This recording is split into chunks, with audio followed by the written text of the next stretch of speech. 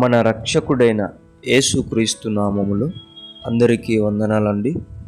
ఈరోజు దేవుని మాటలు యోహాను రాసిన మొదటి పత్రిక 3వ అధ్యాయము 4వ వచనం. పాపము చేయు ప్రతివాడును ఆజ్ఞను అతిక్రమించును, ఆజ్ఞాతిక్రమమే పాపము. ప్రియమైనటువంటి దేవుని బిడ్డలారా, పాపం అంటే వ్యభిచారం కాదు, పాపం అంటే దొంగతనము కూడా కాదు, పాపం అంటే ఒకని కొట్టడం కూడా కాదు. పాపం అంటే ఏంటంటే మనకు ఏదన్నా దేవుడు చెప్పినప్పుడు అది మనం చేయకపోవడమే పాపం. దానినే ఆజ్ఞాతిక్రమం అంటారు. ఆజ్ఞాతిక్రమమే పాపం అని లేఖనం సెలవిస్తుంది. ప్రియ దేవుని బిడ్డ, ఆదాము వ్యభిచారం చేయలేదు, ఆదాము దొంగతనం చేయలేదు, ఆదాము ఎవరిని కొట్టలేదు. కానీ పాపంలో ఎలా పడ్డాడు?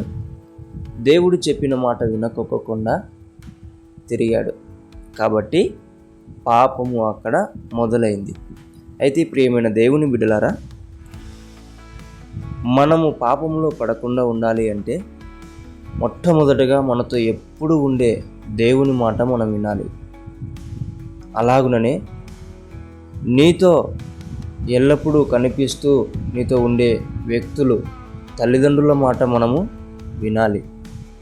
అలాగుననే నీకోసం ప్రార్థిస్తూ, నీకోసం ఉపవాసాలుంటూ, నీకోసం నిన్ను సరిచేస్తూ నీకు బోధిస్తున్నటువంటి దైవజనుల మాటలు కూడా నీవు వినాలి. అలాగనే నీ మంచి చెడ్డలు కోరుకునే పెద్దవారి మాటలు కూడా నువ్వు వినాలి. అప్పుడు నువ్వు ఆజ్ఞను అతిక్రమించలేవు. ఎందుకంటే అందరికీ లోబడి ఉన్నావు, అందరి మాట వింటున్నావు.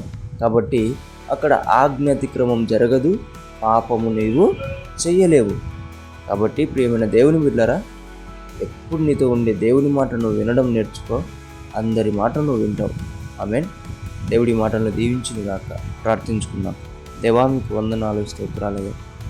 ఎప్పుడు నీ మాట త్రోసివేసేవాడిని, తల్లిదండ్రుల మాటలు త్రోసివేసేవాడిని, దైవజనుల మాటలు, పెద్దల మాటలు, అందరి మాటలు త్రోసివేసేవాడిని.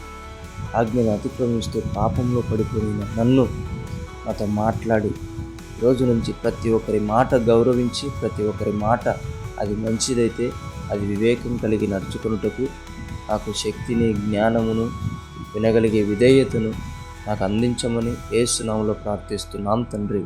ఆమేన్.